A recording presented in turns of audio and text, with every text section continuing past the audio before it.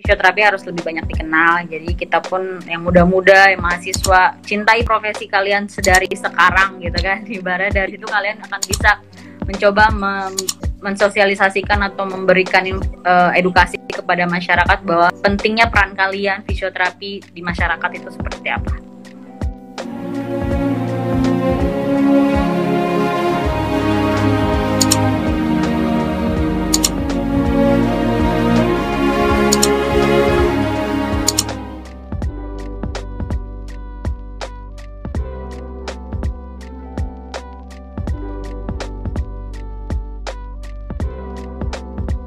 Halo teman-teman sekalian, selamat bergabung Arsyad, dan tentunya nanti saya akan bacakan CV dari Kak Nuraini Arsyad ini.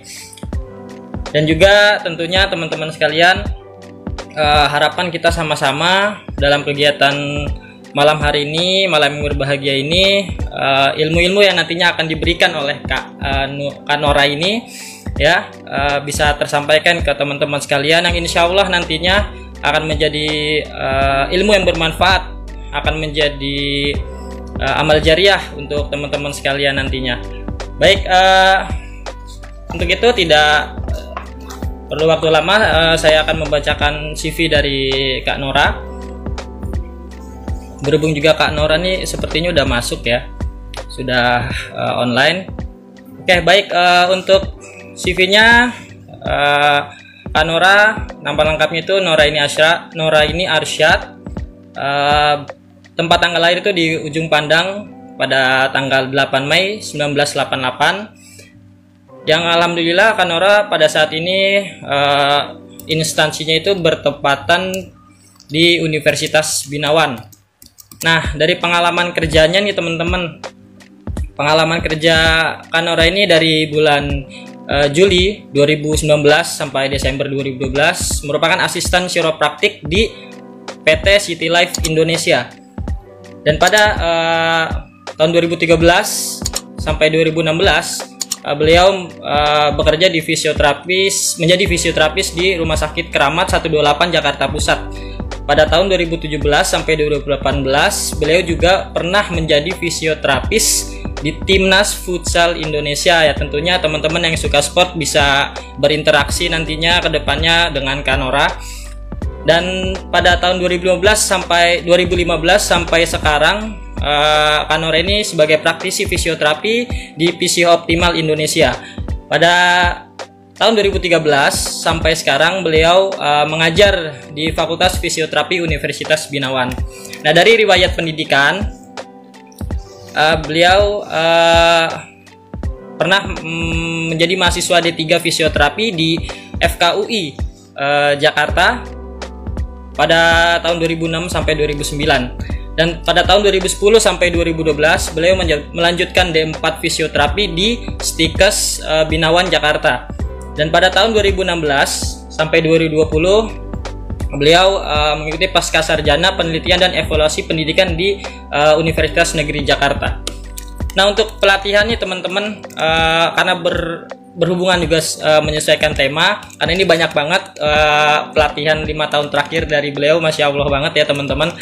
Dan tentunya dalam hal ini saya akan bacakan beberapa yang berhubungan memang dengan tema kita pada malam hari ini. Yaitu pada tahun 2016 bulan Februari beliau mengikuti pelatihan Trigger Point Dry Needling Course Level 1 by Pride India. Dan pada bulan September 2016 ya, tadi kan level 1. Nah, pada bulan September tahun 2016 beliau mengikuti pelatihan Trigger Point Dry Needling Course Level 2 by Pride India. Nah, pada September 2017 beliau juga mengikuti pelatihan Advanced Acupuncture by MK Sastri India. Nah, terus pada tahun 2019 ya, bulan April beliau juga menjadi pembicara pada seminar kesehatan dan olahraga Sport Massage with Therapeutic Approach. Dan pada yang terakhir ya, pelatihan yang terakhir beliau mengikuti virtual educator oleh Mata Garuda LPDP Kalimantan Barat. Nah, baik teman-teman sekalian, beliau juga dalam kepengurusan organisasi juga lumayan banyak ya. Pada tahun 2013 sampai 2015 beliau mengikuti organisasi yaitu sebagai pengurus Diklatbang IV cabang Jakarta Pusat. Dan juga pada tahun 2013 sampai 2018 beliau mengikuti organisasi sebagai pengurus TUK Akupuntur DKI Jakarta. Pada tahun 2014 sampai 2019 beliau merupakan ketua TUK Refleksi Universitas Binawan. Lanjut pada tahun 2015 sampai 2020 beliau sebagai pengurus Forum Komunikasi Electrophysical Agent Fisioterapi Indonesia. Dan yang terakhir pada tahun 2018 sampai sekarang beliau sebagai pengurus Ikatan Fisioterapi Indonesia cabang Jakarta Timur. Baik, untuk itu karena saya juga sendiri nggak sabar nih pengen ngundang Kak Nora ini untuk bergabung bersama kita ya teman-teman, yang tentunya dalam hal ini kita akan mengusung tema apa sih itu dry needling. Nah, baik, silakan untuk Kak Nora. Oke, baik teman-teman, sembari menunggu bisa saya ingatkan juga buat teman-teman sekalian nantinya, karena Kak Nora lagi update Instagramnya nih ya, untuk pertanyaan nanti ke depan bisa langsung aja di kolom komentar, dimana kita sharing berjalannya waktu nanti akan disampaikan pertanyaan-pertanyaan dari teman-teman nih ya. Terutama kan kita tahu juga, saya pribadi juga nih untuk dry needling ini masih awam juga, makanya kita diskusi bareng dengan Kak Nora ini yang tentunya melalui pelatihan-pelatihan tadi yang sudah saya bacakan, insya Allah nanti ilmunya bisa kita serap sama-sama ya teman-teman. Jadi nanti untuk pertanyaan bisa ditulis di kolom komentar. Oke, baik, sudah bisa. Oke.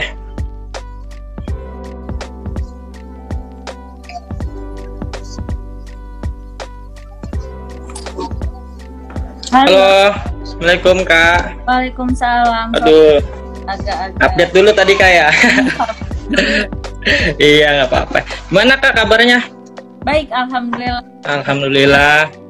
Senang nggak nih Kak nih kita bisa berbagi ilmu nih dengan teman-teman nih? Iya, saya juga senang. Mantap ya Kak. Senang. Baik. Oke, saya juga senang nih bisa interaksi dengan Kakak nih. Nah Kak, untuk kesibukan saat ini nih kira-kira Kak Nora sendiri lagi sibuk apa nih Kak? Kalau kesibukan masih ngajar di Universitas Binawan, terus praktek juga di Visio Optimal, itu aja sih dua.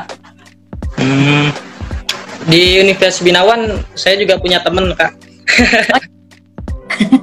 Iya kan, biasa. Nah Kak nih, berhubungan sama tema kita nih, teman-teman di sini yang bergabung pengen tahu nih, karena saya juga pribadi sebagai mahasiswa fisioterapi nih masih awam banget dengan dry needling nih. Nah dari tadi kan kita tinjau nih dari CV Kakak nih udah mengikuti beberapa pelatihan nih mengenai dry needling, ya kan? Nah mungkin untuk introduction nih bisa dijelasin Kak apa sih itu dry needling gitu? Silakan Kak. Oke, dry needling ya. Saya di situ tahun 2016 ya kalau nggak salah. Ya, 2016 itu. Iya betul Kak. Ya, ikut pelatihan level 1 dari Visio Revive Institute Dry Needling. Jadi kalau dry needling sendiri sejarahnya itu awalnya dia menggunakan jarum suntik. Itu jarum suntik. Saya lupa tapi tahun berapa, cuma itu sama dokter Traveler kalau nggak salah namanya, dan karena berawal dari jarum suntik tanpa ada cairan masuk, jadi tanpa ada injeksi, jadi makanya kenapa disebut dry needling. Terus dikembangkan oleh seorang akupunturis, jadi menggunakan jarum berfilamen tipis ya, jarum akupuntur kalau orang sebutnya. Kayak gitu. Jadi dari situlah berkembang dry needling dengan menggunakan jarum akupuntur. Namun drain needling sendiri ini sebenarnya lebih fokus kepada problematika atau disfungsi pada skeletal muscle. Jadi otot skeletal ya, seperti itu. Jadi dysfunction akibat karena muscle spasm dan lain sebagainya. Trigger point khususnya itu myofascial itu bisa ditangani atau bisa dibantu dengan prosedur drain needling ini. Kayak gitu. Oh, berarti ada kondisi-kondisi tertentu yang memang berkaitan dengan skeletal dari tubuh kita ya Kak. Dan itu kondisi-kondisinya itu dalam bentuk patologinya kira-kira apa aja sih Kak yang memang bakal efektif untuk penerapan drain needling ini gitu? Ya, kalau yang saya baca dan kita pelajari waktu itu memang lebih mengarah ke myofascial point syndrome ya. Jadi point syndrome sendiri kan itu adalah kondisi di mana otot mengalami fibrosis ya akibat metabolismenya sehingga dia membentuk taut band seperti itu. Jadi kondisi seperti itu yang sebenarnya lebih efektif gunakan. Berarti untuk mungkin ada beberapa patologi lain yang mungkin bisa untuk drain needling, cuman konsennya lebih kepada kondisi trigger point ya Kak? Yang saya pelajari pun juga lebih ke arah muscle disorders ke arah situ. Oke. Nah Kak, kaitannya sama drain needling itu kan satu metode intervensi juga ya Kak. Nah itu tuh output yang diberikan dari drain needling itu kepada respon fisiologis tubuh kita tuh apa sih Kak kira-kira? Oke. Kalau balik lagi ke tadi yang saya bilang kalau problematikanya yang bisa ditangani dengan drain needling dengan muscle disorder itu salah satunya otot sendiri kan karakternya harus kontraksibilitas ada, ekstensibilitasnya ada dan fleksibilitasnya ada, sehingga itu akan mempengaruhi fungsi otot itu sendiri. Jadi kalau misalnya otot tidak memiliki kemampuan untuk ekstensibilitas, taruhlah kalau kayak spasma ya, interaksi, harapannya dengan drain needling adalah kita akan mencapai local twitch response yang dimana itu kayak signal refleksnya yang didapat ya dari trigger point itu, sehingga pada saat needle mencapai titik atau mencapai local twitch response-nya itu dia akan mengalami release gitu, sehingga otot fungsional bisa kembali seperti itu. Berarti dari drain needling ini untuk keefektifannya harus mengenai si titik pemicunya gitu kayak kira-kira trigger point ya. Targetnya adalah targetnya adalah muscle itu. Itu target dari teknik drain needling. Oh iya, nih Kak, saya juga mengingatkan nih untuk teman-teman sekalian semua di sini, kalau ingin bertanya bisa langsung aja di kolom komentar, nanti bisa saya sampaikan ke Kak Nora nih, kakak paling cantik di antara kita ya Kak. Terima kasih. Iya, kita ngobrol santai aja Kak. Oke. Ya, teman-teman bisa ajukan pertanyaan di kolom komentar. Karena dalam hal ini kita masih awam nih sebagai mahasiswa, mungkin beberapa dari instansi yang belum mendapatkan ilmu-ilmu seperti ini ya Kak. Karena memang masih kebanyakan sih saya kalau interaksi dengan teman-teman belum tahu banyak mengenai drain needling ini. Nah, terus ini Kak, untuk pengalaman Kakak nih, apakah Kakak sebagai praktisi nih, sebagai fisioterapis pernah menerapkan secara langsung kepada pasien nih? Mungkin pengalamannya bisa diutarakan di sini Kak, gitu. Ya, kalau bisa dibilang saya drain needling, jadi hampir 10% pasien saya gunakan drain needling yang tidak takut jarum ya. Jadi tetap kita pasti pasien takut jarum nggak gitu kan. Kalau misalnya mereka takut jarum, kita nggak akan bisa paksakan gitu kan. Namun kalau mereka juga oke, nggak masalah, ya baru saya mungkin gunain metode itu gitu. So far sih dari based on clinical experience saya, memang itu cukup efektif ya. cukup efektif untuk decrease pain, jadi menurunkan nyeri, mengembalikan fungsional otot, sehingga ya dampaknya memang cukup membuat pasien lebih happy sih setelah itu. Walaupun memang kita harus tetap informasikan ke pasien bahwa kemungkinan ada side effect seperti ngejarem kayak soreness kayak gitu ya, itu wajar gitu. Jadi tetap kita informasikan ke pasien kalau akan ada side effect seperti itu. Oke, kita juga ini nih Kak, berkaitan sama jarum-jarum nih. Kita kan kita juga ngelihat dari profesi lain nih, contoh akupuntur nih ya kan. Nah, yang membedakan dry needling ini dengan teknik akupuntur yang diterapkan itu apa sih Kak kira-kira? Karena ini berhubungan, ada pertanyaan ini dari Krisna terkait apa sih bedanya dengan akupuntur gitu. Nah, itu pertanyaan yang sering banget memang. Nggak usah kan.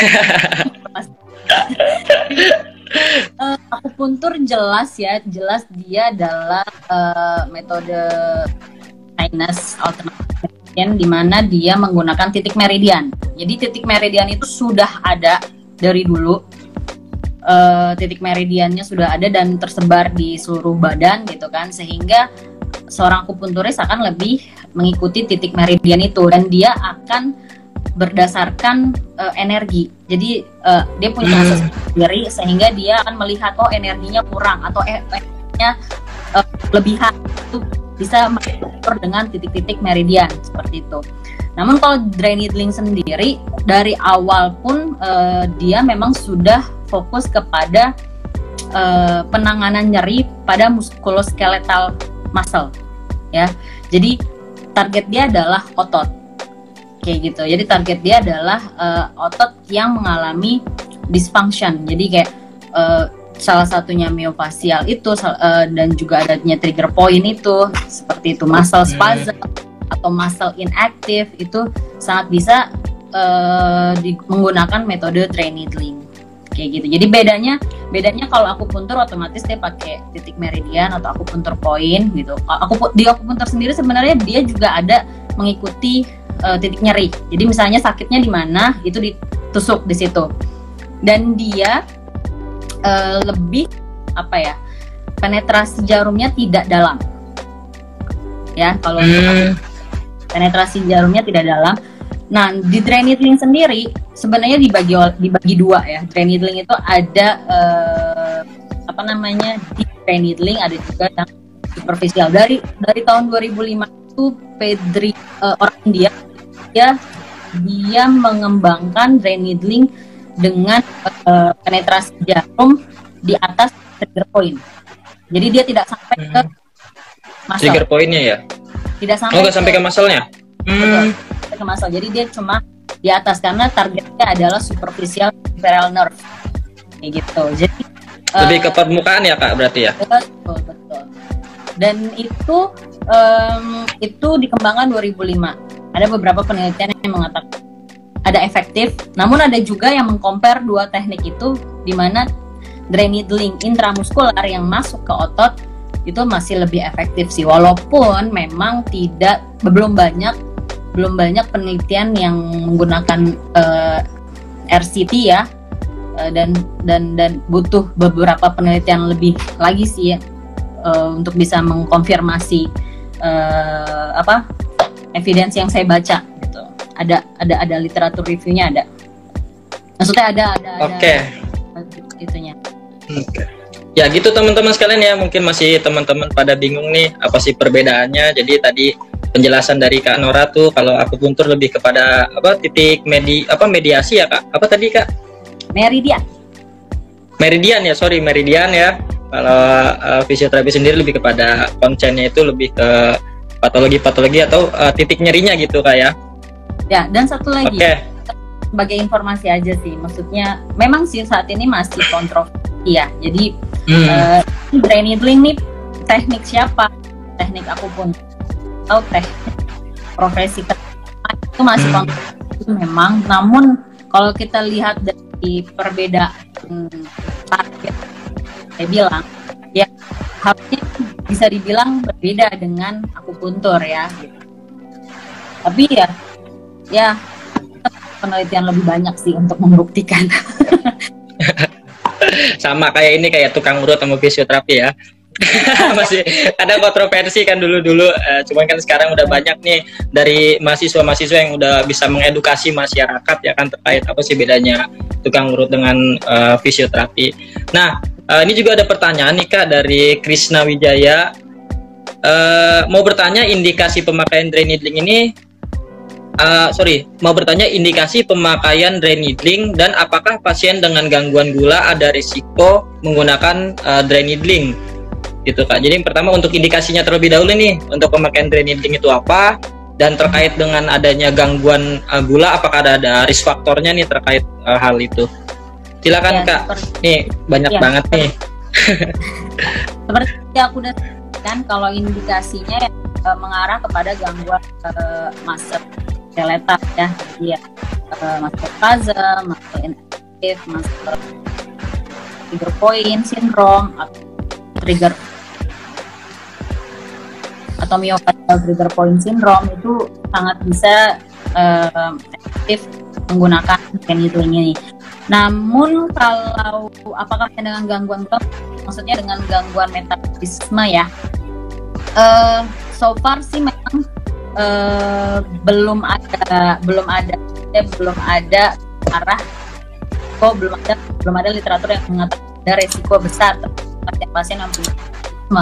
Hanya kita harus, sama halnya kalau kita mau memberikan modalitas ke pasien ya, jadi tetap aja karena buat saya dry needling ini salah satu modalitas walaupun dengan pendekatan manual. Jadi kita harus tetap memperhatikan kondisi pasien dengan metabolisme sindrom, seperti itu aja sih. Oke. Jadi belum ada ini ya Kak, literatur terkait hal itu ya. Jadi mungkin bisa nanti kondisional aja mungkin ya. Kalau memang nggak memungkinkan, ada faktor-faktor lain, lebih baik jangan gitu ya, daripada mengambil resiko kan. Sering disalahin fisioterapisnya berabe ya kan Kak. Oke, selanjutnya ini ada pertanyaan juga dari Ivo Mahendra. Selamat malam, saya ingin bertanya, apakah dry needling bisa dikombinasikan dengan physical agent lain, mungkin dengan intervensi yang lain Kak? Oh, sangat bisa. Jadi, halo, sinyal Kak mungkin. Halo. Oke, halo. Ada Kak? Halo, cek. Ya, kedengeran? Oke, kedengeran ya? Di aku kedengeran Kak. Halo? Kedengeran nggak Kak suaraku? Oke, udah kedengeran. Oke. Bisa aku mau ulang nggak nih pertanyaannya nih?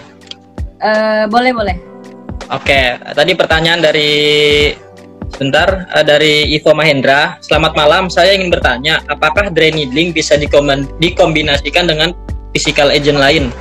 Ya, sangat bisa ya. Jadi tetap kita prinsipnya tindak tidak bisa single ya. Jadi harus ada kombinasi. Khususnya kalau dry needling, bagusnya setelah kita lakukan dry needling, kita harus langsung activate muscle tersebut kayak gitu. Jadi harus langsung dikasih exercise. Kalau untuk modalitas lain ya ultrasound dan TENS itu masih sangat bisa kok digabung. Tergantung kebutuhan. Balik lagi. Oh, mungkin tergantung tadi ya. Mungkin kalau dry needling ini lebih kepada manajemen nyerinya Kak gitu ya. Manajemen nyeri pada muscle. Ya, pada muscle ya. Oke, berarti masih bisa dikombinasikan dengan intervensi lain ya, entah TENS, tergantung target atau kebutuhan daripada si pasien gitu ya Kak. Oke.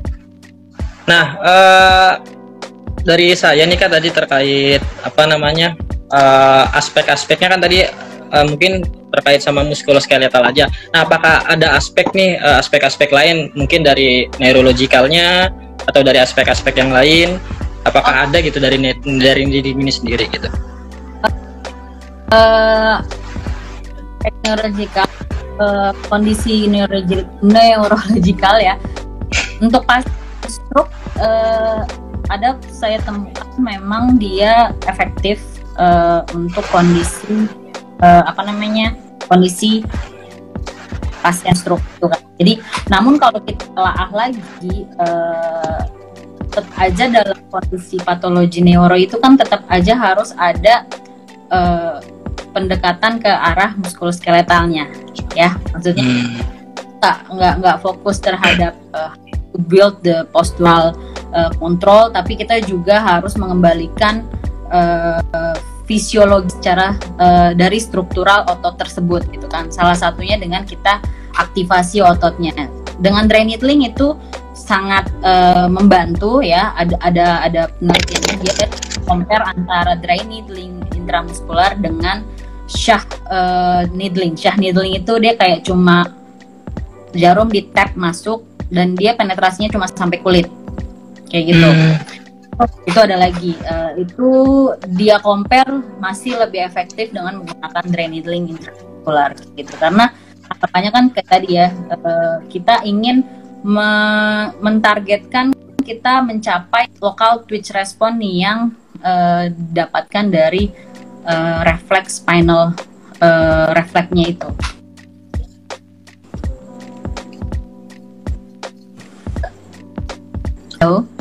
Halo, oke. Ya. Berarti dalam hal ini walaupun memang kita kaitannya dengan aspek yang lain, kembali lagi kepada target dari dry needling itu yang memang ditargetkan lebih kepada aspek muskulonya gitu, kayak kalau mungkin ada kondisi-kondisi yang memang kaitannya dengan neurologi, tetapi memang kalau memang kondisinya itu berhubungan juga sama muskulonya, nah itu bisa diterapkan juga dari dry needling ini gitu kayak. Kurang lebih seperti itu kayak. Yes, betul sekali. Nah, oke. Oh ya, buat teman-teman sekalian yang baru gabung, saya ingatkan kembali untuk bertanya bisa langsung di kolom komentar. Nanti saya jembatani untuk teman-teman sekalian ke Kak Nora. Oke, ini ada pertanyaan dari Filipus. Selamat malam. Mau bertanya, efektif mana dry needling sama myofascial release untuk menurunkan otot spasme? Nah, mungkin bisa dijelaskan Kak pada Filipus. Oke. Kalau based on evidence yang sejauh ini yang saya baru temukan itu compare antara dry needling dengan static stretching untuk muscle release. Namun masih lebih efektif dry needling. Tapi kalau dengan myofascial release, kalau dibandingkan dengan pengalaman saya, efektifnya lebih cepat dry needling.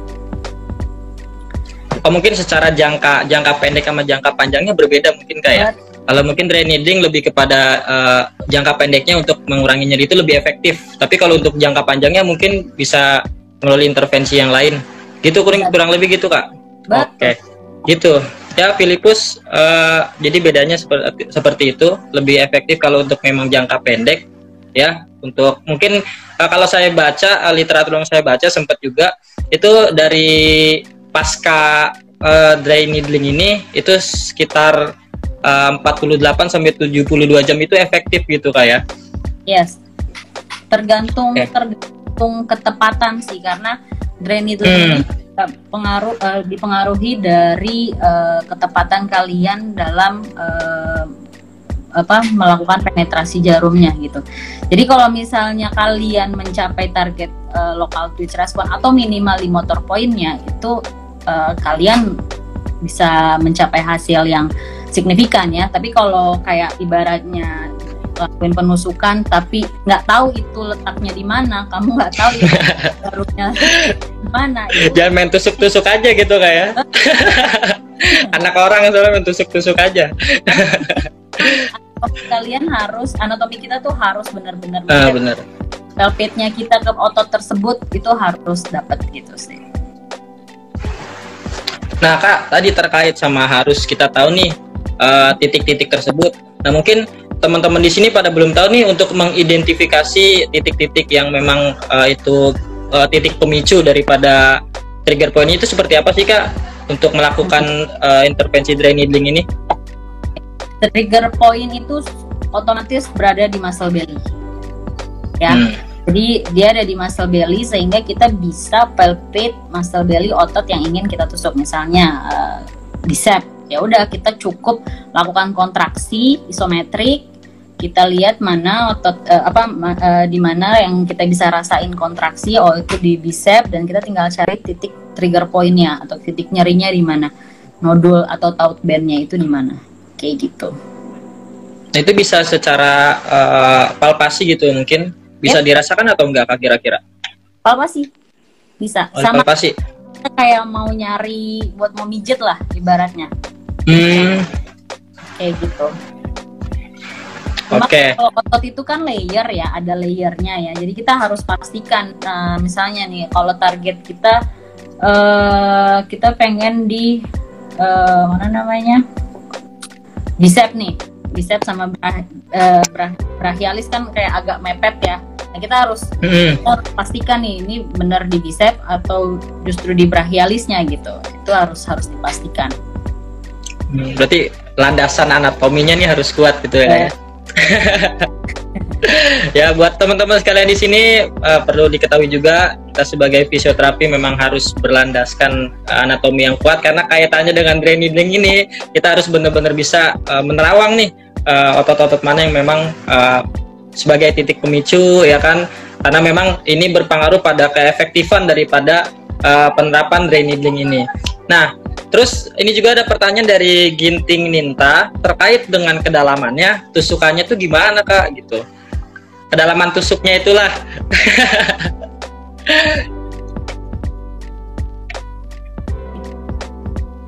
Halo? Cek. Halo? Halo, cek. Kedengeran Kak suaraku? Oke. Bisa saya ulang Kak pertanyaannya? Apa langsung bisa jawab aja?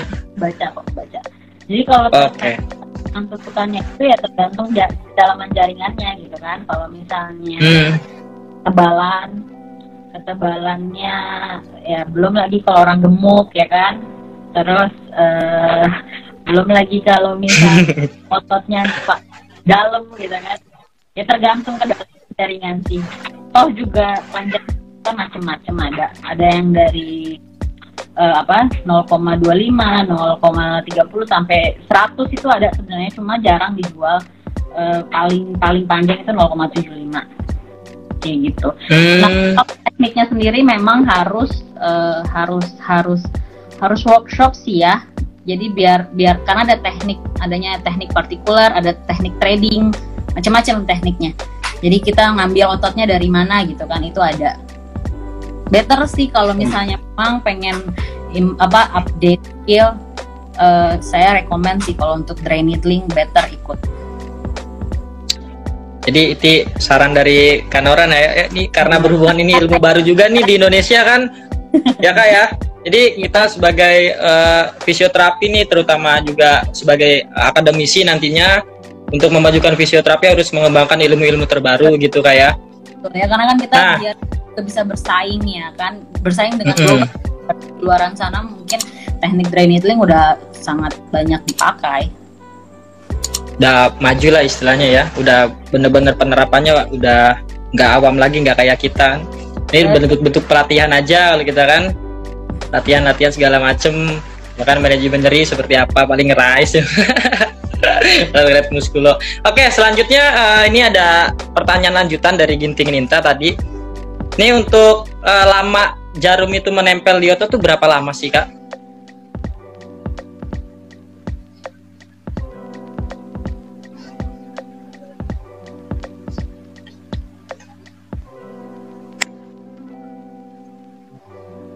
Halo, cek.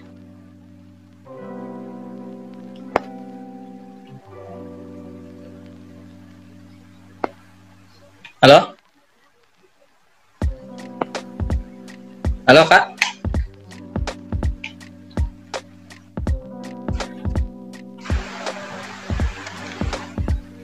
Cek nih suaranya rada putus-putus nih Kak.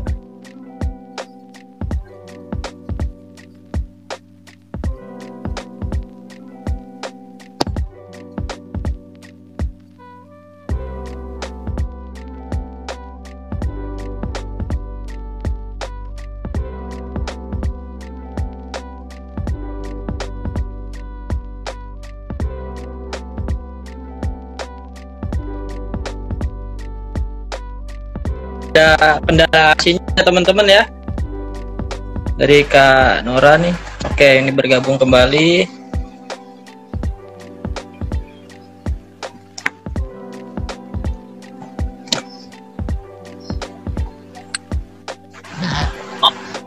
Halo? Oke, sinyal ya Kak tadi Kak ya? Ya. Oke. Tadi terkait sama lama jarum nih menempel nih, karena tadi putus-putus nih ya. Mungkin nggak kedengaran untuk teman-teman. Untuk seberapa lama sih jarum itu menempel di otot gitu? Ya, ya saya juga baru tahu ada beberapa teknik atau metode yang dry needling itu didiemin di pada saat dilakukan penusukan itu didiemin. Sebenarnya kalau yang saya pelajari karena kita targetnya adalah local bridge response, jadi sampai kita mendapatkan LTR itu. Jadi kalau LTR-nya udah dapat, udah cabut aja, nggak usah ditanam gitu, nggak usah didiemin. Dibawa pulang gitu. Sampai pulang masih nempel. Oke. Oh ya teman-teman, jikalau nanti antusiasme dari teman-teman ini masih banyak, mungkin next time kita akan adakan lagi ya Kak. Mungkin dari Kak Nora bisa bersedia ya Kak, kalau memang nanti antusiasme dari teman-teman di sini banyak, karena berhubung keterbatasan waktu juga nih nanti untuk live di Instagram. Oke, tadi terkait dengan indikasinya. Nah, ini ada pertanyaan lagi nih mengenai kontraindikasi dari dry needling ini. Apakah semua otot bisa di dry needling, atau memang ada otot-otot tertentu yang memang nggak bisa untuk dilakukan dry needling? Mungkin Nora bisa dijelaskan? Ya, untuk kontraindikasi pastinya satu, kita harus hati-hati dengan otot di area torak, ya. Torak sama otot yang dempetan atau melewati arteri besar, ya, kayak di leher, kayak di psoas, kayak di poplitea dan lain sebagainya. Kenapa? Karena yang pasti kalau pasien dengan hemofilia, ya, maksudnya yang mulai mempunyai kelainan pembekuan darah yang bermasalah, itu takutnya terjadi pendarahan. Ya, walaupun sebenarnya kalau kalian tepat, ya, kalau memang kalian tepat secara anatomikal, kalian paham posisinya, kayak misalnya kalian harus pastikan dulu arterinya di mana, baru ototnya kalian ngambilnya dari mana, itu ada tekniknya. Dan sama untuk yang di kondisi di area torak, karena jangan sampai mengenai pleura, karena nanti pneumotoraksnya bisa terjadi pneumotoraks pada pasien, apalagi kalau udah tahu di toraks terus kita pakai jarum yang panjang, lah itu bahaya. Jadi, better kita memang harus tahu anatomikal dan kita harus tahu targetnya di mana gitu. Oke, mungkin lebih aman untuk teman-teman sekalian untuk mengikuti workshopnya gitu Kak ya, karena ini penting juga gitu ya. Nggak cuma intervensi pada biasanya, karena pasti di setiap karena ada guideline-nya yang harus diikuti. Oke, berhubung nggak ada pertanyaan lagi nih Kak, ya, aku mau closing statement aja. Untuk dari Kak Nora sendiri nih, apa sih motivasi yang Kak Nora nih ingin sampaikan ke teman-teman kaitannya dengan rasa semangat belajar, ya kan, memperbaharui ilmu-ilmu yang memang bisa diambil dari luar untuk diadopsi di Indonesia, dan juga gimana sih harapan ke depan untuk fisioterapi di Indonesia gitu. Silakan Kak. Kalau motivasi atau apa, intinya gini, kita jangan merasa cukup puas dengan apa yang kita punya, ilmu apa yang kita punya. Dengan kalian lulus dari kuliah itu bisa dibilang masih banyak yang harus kalian pelajari, ya kan, ibaratnya. Jadi harus tetap upgrade, harus tetap up to date gitu kan. Jurnal ilmiah minimal kalian harus update untuk baca itu kan. Dan pastinya course-course yang bersifat mengembangkan skill harus kalian, maksudnya ya bisa kalian ikuti sebagai investasi ilmu lah, kayak gitu. Untuk harapannya nih Kak, untuk harapan fisioterapi di Indonesia nih ke depan, terutama mungkin untuk mahasiswa-mahasiswanya, karena memang kaitannya eksistensi dari fisioterapi sendiri kan memang masih kurang di elemen masyarakat umum gitu Kak. Mungkin ada harapan-harapan nih untuk teman-teman sekalian. Ya, harapan saya kalau di dalam pendidikan, pastinya harapan saya kedepannya kita sudah bisa mempunyai pendidikan S2-nya ya, karena kita masih terbentur dengan hal-hal yang ibaratnya ya sayang gitu kalau kita tidak bisa memiliki lulusan S2 yang ada di dalam negeri sendiri gitu kan. Terus kalau dari pelayanan ke masyarakat, harapan saya pastinya fisio itu aja sih. Yang penting ini ya Kak, gimana nanti mahasiswa memiliki cita-cita pure untuk menjadi fisioterapi gitu ya. Karena kan kadang mahasiswa kan kalau ditanya cita-cita paling nggak jauh dari dokter, nggak jauh dari apa yang fisioterapi ini jadi pelarian gitu kan. Ya itu sih nggak apa-apa, cuman yang penting seiring berjalannya waktu, dari Kanora itu saran untuk mencintai fisioterapi dengan sepenuh hati ya, tentunya seperti cinta saya terhadap dia gitu. Oke, ya, Kanora mungkin ada yang ingin disampaikan lagi dari Kanora buat teman-teman yang hadir di sini. Yang UKOM besok jadwal UKOM kalau nggak salah ya. Besok apa Sabtu? Saya kurang tahu tuh. Sabtu UKOM. Jadi semangat buat yang UKOM hari Sabtu, semoga lancar dan lulus ya, walaupun sekarang ya ibaratnya ini perjuangan baru nih untuk mendapatkan STR. Jadi nggak cuma lulus tapi juga harus UKOM gitu. Nggak cuma lulus kuliah tapi juga harus UKOM. Waduh, luar biasa. Betul. Supaya menjadi ini ya Kak, fisioterapi yang berkompeten ya. Jadi nggak cuma fisioterapi abal-abal gitu kan. Jangan sampailah kita nanti ke depan sebagai praktisi malah menjadi citra buruk untuk fisioterapi di mata masyarakat gitu ya. Oke, baik, untuk karena memang nggak ada pertanyaan lagi Kak, mungkin kita bisa sudahi terlebih dahulu. Ya, harapan kita nih, harapan Kanora juga buat teman-teman yang tadi sudah saya sampaikan di awal juga.